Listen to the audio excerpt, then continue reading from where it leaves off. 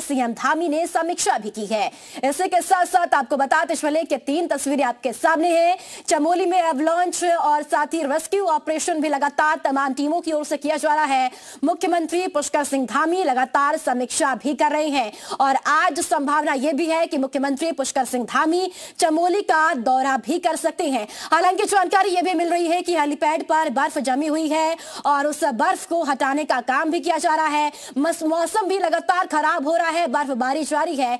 ऐसे में rescue operation में कहीं ना कहीं कई दिक्कतें यहां पर सामने भी आ रही है और ये ताजा तस्वीरें भी आपके सामने हैं जहां हेलीकॉप्टर के जरिए अब सभी मजदूरों का रेस्क्यू किया गया है और आसपास के तमाम अस्पतालों में सभी मजदूरों को एडमिट कराया जाएगा। और ये तस्वीरें भी आपके सामने हैं।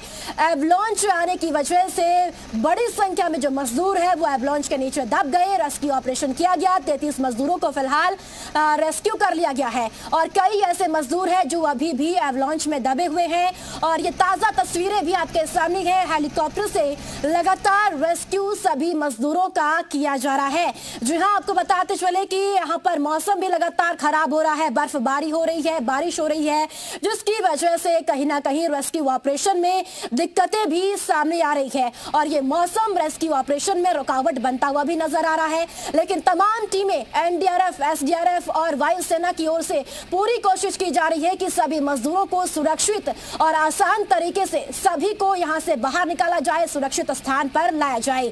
और ये 2 तस्वीरें भी आपके सामने जहां हेलीकॉप्टर के जरिए तमाम मजदूरों का रेस्क्यू ऑपरेशन किया जा रहा है। हेलीकॉप्टर के जरिए एवलांच से इन तमाम मजदूरों को निकाला जा रहा है और सुरक्षित जगह पर पहुंचाया जा रहा है।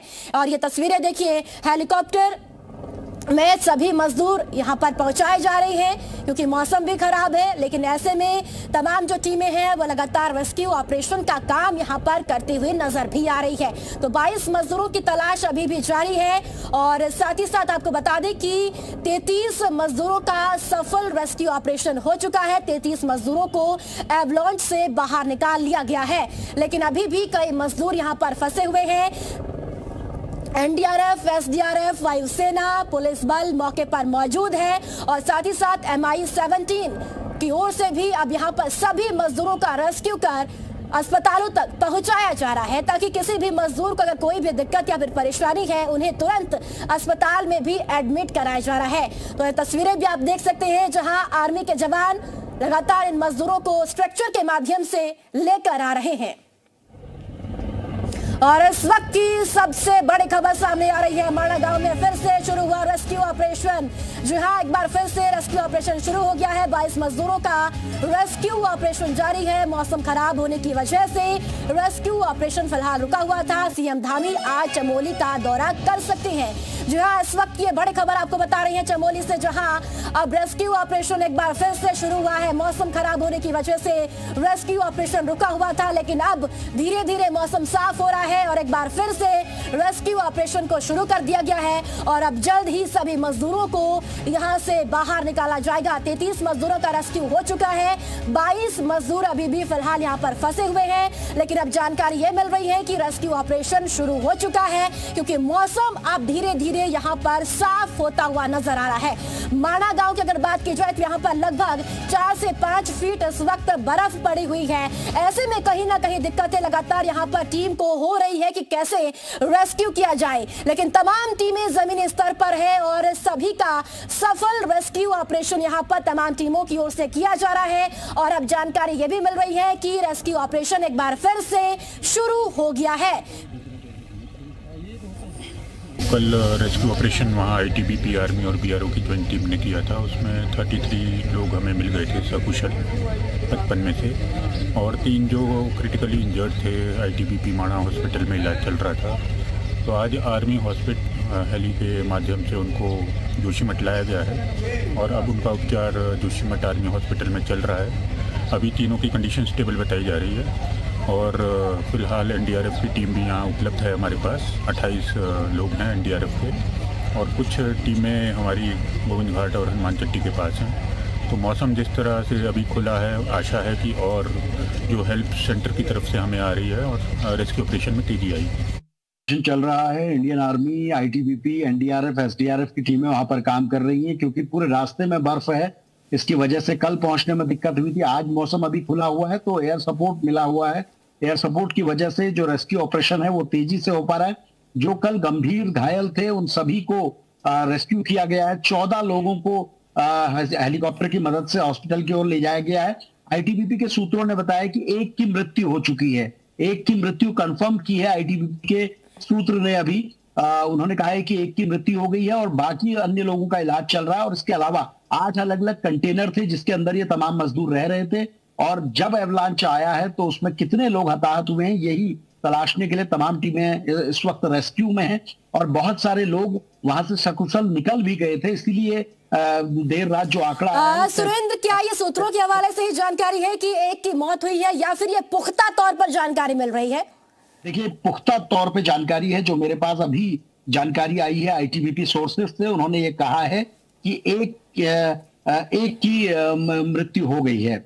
ये कंफर्म हो चुका है। सूत्रों ने बताया कि एक की मृत्यु हो चुकी है और बाकी जो लोग हैं उनको रेस्क्यू किया जा रहा है। और अब जो जोशीमठ में आर्मी का हॉस्पिटल है उसमें फिलहाल इनको भर्ती करा के इलाज दिया जा रहा है। जो गंभीर घायल है उनको एम्स ऋषिकेश लाया जाएगा, क्योंकि मौसम अगर साफ रहेगा तो रेस्क्यू बहुत तेजी से हो पाएगा। बड़ी दिक्कत यह है कि 7 फीट माड़ा के आसपास में बर्फ है और जिस जगह पे घटना स्थल है यानी माड़ा पास का जो बाईपास है वहां पर जो एवलांच की बर्फ है वो कई फीट गहरी है और उसी में से कंटेनर को ढूंढना, कंटेनर में से लोगों को निकालना। और बड़ी दिक्कत यह है कि सुरेंद्र, अभी टोटल कितने मजदूर बचे हुए हैं जिनका रेस्क्यू ऑपरेशन अभी होना है?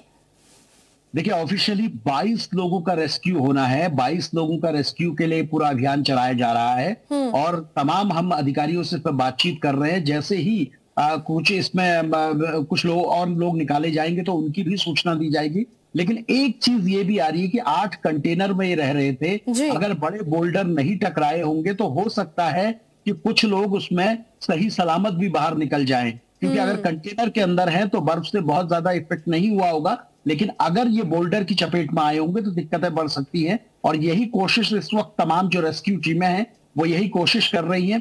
थोड़ी ही देर में डिजास्टर कंट्रोल रूम से भी हम आपको दिखाएंगे किस तरह से तमाम चीजें मॉनिटर हो रही हैं, क्या मदद मांगी जा रही है। और क्योंकि जो जो टीमें कल वहां भेजी गई थी वो लगभग सभी टीमें वहां पहुंच चुकी हैं। पैदल वाली टीमें देर रात पहुंच चुकी थी और बाकी सपोर्ट टीमें, चाहे वो इंडियन आर्मी की हो चाहे आईटीबीपी की हो, वो हेलीकॉप्टर के जरिए माना पहुंची हैं। सुरेंद्र, जहां एवलांच आया वहां की स्थिति कहीं ना कहीं कठिन है। अभी फिलहाल वहां क्या चीजें हो रही है, क्या कोई जानकारी मिल पा रही है? देखिए, जहां पर एवलांच आया है वो कनेक्टिविटी वाला ये क्षेत्र नहीं है और सबसे बड़ी बात है कि उसके 20 किलोमीटर के दायरे तक बहुत ज्यादा बर्फ है, गाड़ियां नहीं चल पा रही हैं। इसलिए अब हेलीकॉप्टर चलने की वजह से ये थोड़ी राहत है कि बहुत तेजी से रेस्क्यू हो पा रहा है। और दूसरी बात यह है कि जिस जगह की आपने बात कही वहां 7 फीट से ज्यादा बर्फ है। ये इलाका करीब 5000 मीटर से ज्यादा ऊंचाई वाला है। वो बद्रीनाथ से करीब ये 4 किलोमीटर की दूरी पर माड़ा है और माड़ा पास जो है उसकी हाइट 18,500 फीट की है। तो उसी माड़ा पास के बाईपास पे ये पूरा हादसा हुआ है। जो बीआरओ में काम करने वाले मजदूर थे, जो बिहार के, उत्तराखंड के, जम्मू कश्मीर के, पंजाब के और इसके अलावा कुछ मजदूर नेपाल के बताए जा रहे हैं, ये सारे मजदूर इस पर काम कर रहे थे।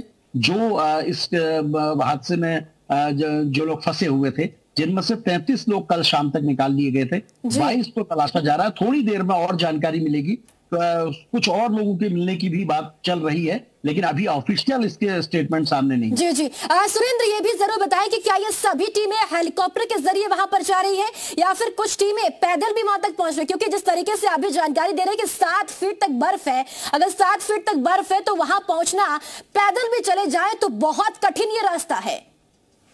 देखिए, कल रात तक जितनी भी टीमें पहुंची हैं वो पैदल पहुंची हैं, क्योंकि लाम बगल से पहले ही सारी गाड़ियां रुक जाती हैं और उसके बाद फिर बर्फ से होके जाना पड़ता है। लेकिन आज जो टीमें पहुंची हैं इंडियन आर्मी तो जोशीमठ के हॉस्पिटल में होगा और इसके अलावा देहरादून में भी कुछ हॉस्पिटल्स को रिजर्व पे रखा गया। जी, अगर बात सुरेंद्र एवलांच के जहां पर आया है वहां की बात करें, माड़ा के पास की, तो कहीं ना कहीं वहां की जो स्थिति है, कभी भी बर्फबारी और बारिश वहां पर हो जाती है। फिलहाल अभी मौसम साफ है, आगे के लिए मौसम विभाग क्या कुछ कह रहा है, पूरी स्थिति क्या कह रहा है मौसम विभाग इस क्षेत्र को लेकर?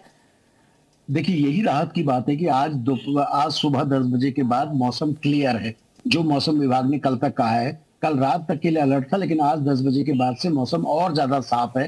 तो ये राहत की बात है। मौसम से जो दिक्कतें हैं वो फिलहाल नहीं होंगी और यही सबसे बड़ी राहत की बात है। चलिए, बहुत शुक्रिया सुरेंद्र आपका तमाम जानकारी साझा करने के लिए। और इस वक्त की सबसे बड़ी खबर, माणा गांव में रेस्क्यू ऑपरेशन जारी है। अब तक 33 मजदूरों का रेस्क्यू हुआ। रेस्क्यू के बाद एक मजदूर की मौत हो गई है, 22 मजदूरों की तलाश हो रही है। यह बड़ी खबर आपको बता रहे चमोली से, जहां 33 मजदूरों का रेस्क्यू हो चुका है, जबकि एक मजदूर की रेस्क्यू के बाद मौत हुई है और 22 मजदूरों की तलाश अभी भी जारी है। हालांकि राहत की बात यह है कि अभी मौसम फिलहाल साफ है और अब रेस्क्यू ऑपरेशन एक बार फिर से शुरू हो गया है। सभी टीमें हेलीकॉप्टर के जरिए अब जहां पर एवलांच आया है वहां पर पहुंच रही हैं और साथ ही साथ जल्द ही सभी मजदूरों का सुरक्षित रेस्क्यू ऑपरेशन किया जा सके, इसके लिए तमाम टीमें काम करती हुई नजर भी आ रही है। लेकिन जानकारी यह भी मिल रही है कि रेस्क्यू के बाद एक मजदूर की मौत हुई है। 33 मजदूरों का रेस्क्यू किया गया, 22 मजदूरों की तलाश अभी भी फिलहाल जारी है।